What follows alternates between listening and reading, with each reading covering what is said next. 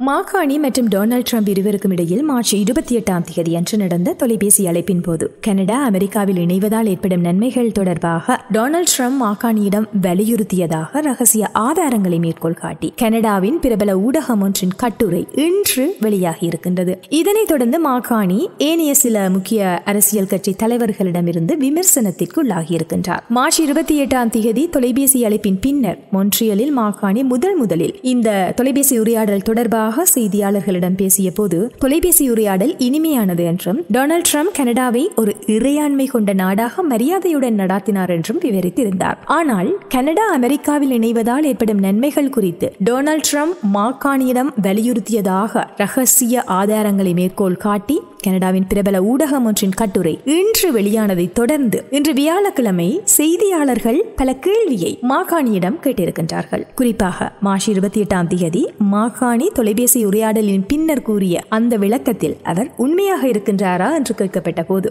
அமெரிக்க ஜனாதிபதி இணைப்புகள் பற்றி பேசியிருக்கின்றார் என்பதையும் அவர் அந்த கருத்தில் சிக்கிக் கொண்டுள்ளார் என்பதையும் லிபரல் தலைவர் ஒப்புக்கொண்டிருக்கின்றார். டொனால்ட் ட்ரம்ப் நிச்சயமாக மரியாதை செய்தார். அமெரிக்க ஜனாதிபதியின் மனதில் சில விடயங்கள் இருக்கின்றன. அவற்றை அவர் அநேகமான சந்தர்ப்பங்களில் திரும்ப பெறுவது ஒரு வழக்கம். ஆனால் தன்னை பிரதமராக நடத்தினார், வேறு ஏதோ ஒன்றாக அல்ல என மாகாணி இன்று வியாழக்கிழமை செய்தியாளர்களிடம் கூறியிருக்கின்றார். அதேவேளை தான் டொனால்ட் ட்ரம்பிடம் கனடா ஒருபோதும் அமெரிக்க நாடாக மாறாது என்பதை தெளிவுபடுத்தியதாகவும் மாகாணி கூறியிருக்கின்றார். தனது முன்னோடி தொடர்பாக அவர் பயன்படுத்திய வார்த்தையை தான் சொல்லப் போவதில்லை என்று கூறிய மாகாணி அவர் டொனால்ட் ட்ரம்ப் தன்னை பிரதமராக நடத்தினார், இறையாண்மை கொண்ட நாடுகளாக தாங்கள் விவாதித்தோம், இறையாண்மை கொண்ட நாடுகளாக இந்த பேச்சுவார்த்தைகள் திங்கட்கிழமை தேர்தலின் பின்னர் ஆரம்பிக்கும் என்று தாங்கள் ஒப்புக்கொண்டதாகவும் அப்படித்தான் அது மீண்டும் தெரிவிக்கப்பட்டது, அது முற்றிலும் துல்லியமானது என மாகாணி தெரிவித்திருக்கின்றார். முன்னாள் பிரதமர் ஜஸ்டின் ட்ரூடோவை அமெரிக்காவின் அடுத்த மாநிலத்தின் கவர்னர் என பல மாதங்களாக டொனால்ட் ட்ரம்ப் அழைத்த பின்னர் மாகாணியுடனான உரையாடலின் பின்னர் டொனால்ட் ட்ரம்ப் கனடா மீதான தனது சொல்லாட்சியை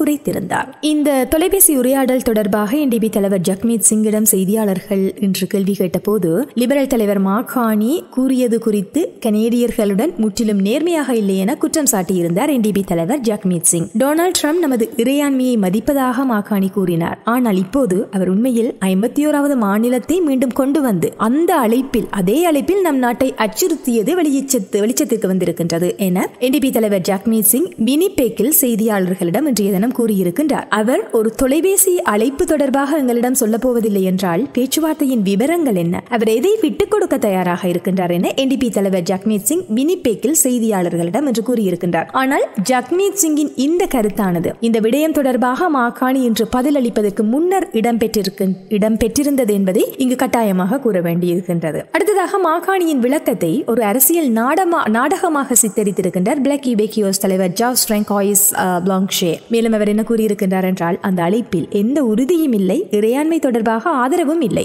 ஒப்பந்தத்திற்கான தொடக்கமும் இல்லை என பிளாக் யூபேக்கியோஸ் தலைவர் ஜாவ்ஸ் பிராங்கோயிஸ் பிளாங்ஷே இது தொடர்பாக கூறியிருக்கின்றார். கன்சர்வேட்டிவ் தலைவர் பியர் பொலிவியர் இன்று ஹாலிஃபேக்ஸில் மாகாணி கருத்து வெளியிட முன்பு பேசிய போது இந்த விவகாரம் குறித்து நேரடி பதில் அளிக்கவில்லை. கன்சர்வேட்டிவ் அரசாங்கம் கனடாவின் இறையாண்மையை பாதுகாக்கும் என்றும் வாழ்க்கை செலவுகள் உள்ளிட்ட பிரச்சனைகளை தீர்க்கவே முக்கியத்துவம் தரும் என்றும் தெரிவித்திருந்தார். ஓவல் அலுவலகத்தில் டொனால்ட் ட்ரம்ப் கூறியது போல் அமெரிக்கா இல்லாமல் கனடா இருக்க முடியாது என்ற கருத்தும் அவரது 51வது மாநில சொல்லாட்சியும் மீண்டும் விவாதத்திற்கு வந்திருக்கின்றது. டொனால்ட் ட்ரம்ப் மேலும் கனடாவில் இருந்து கார்களை தான் விரும்பவில்லை என்றும் கனடா மீது இருக்கின்ற 25% வரிகளை ஆட்டோமொபைல் துறையில் மேலும் உயர்த்தலாம் என்றும் நேற்று புதன்கிழமை தெரிவித்திருக்கின்றார். மொத்தத்தில் மார்ச் 28 அழைப்பை தொடர்ந்து உருவான கருத்து வேறுபாடுகள் கனடா அமெரிக்கா உறவுகளில் வெளிப்படையாக பேசப்பட வேண்டிய பல விடயங்களை முன்வைக்கின்றன.